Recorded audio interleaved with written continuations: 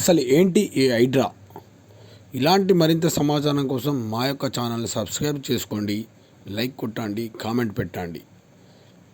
ఇక విషయానికి వస్తే, జంట జలాశయాల పరిరక్షణనే లక్ష్యంగా Hyderabad disasters response and asset protection agency, దీనినే హైడ్రా.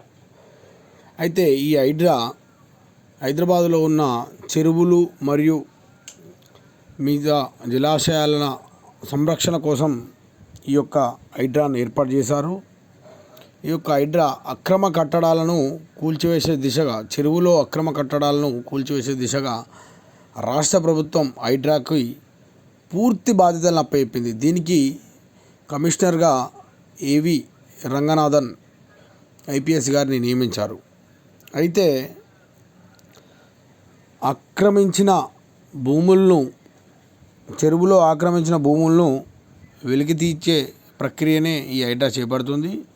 హైడ్రాకు ఫిర్యాదు అందిన వెంటనే ఈ యొక్క హైడ్రా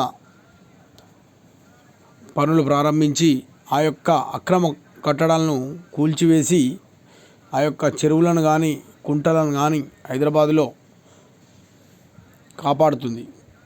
ఇదే హైడ్రా రీసెంట్లీగా నాగార్జున గారికి చెందిన ఎన్ కన్వెన్షన్ కూడా చెరువులో ఉందని, అది పూర్తిగా చెరువులో ఆక్రమించి కట్టిండని కూల్చివేసారు.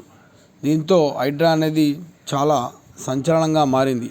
ఇప్పుడు ఏ పేరు విన్నా కూడా హైదరాబాద్లో హైడ్రా హైడ్రా అని మార్మోగుతుంది. అయితే ఈ హైడ్రా అక్రమార్కుల గుండెల్లో వణుకు పుట్టిస్తుందనే చెప్పవచ్చు. ఇక రాష్ట్ర ప్రభుత్వం ఇలాంటి చర్యలు చేపట్టినందుకు కొందరికి, పేదలకు మాత్రం, అక్కడ ఇల్లు కట్టుకున్న పేదలకు మాత్రం ఇబ్బందిగానే ఉంది. ఎవరో చేసిన పాపానికి వారు బలైపోతున్నారని బాధపడుతూనే ఉన్నారు.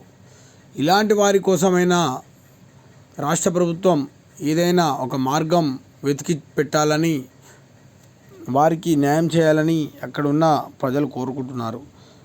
బడాబాబులు చేసిన పాపానికి పేదలకు కూడా ఆ యొక్క పాపం అంటుకుంది అని అక్కడున్న కొంతమంది స్థానికులు చెప్తున్నారు. అయితే ఈ హైడ్రా ఒక ఆపరేషన్ నిర్వహించి ఫిర్యాదులు అందిన వెంటనే వారి యొక్క పనులను పూర్తి చేస్తుంది.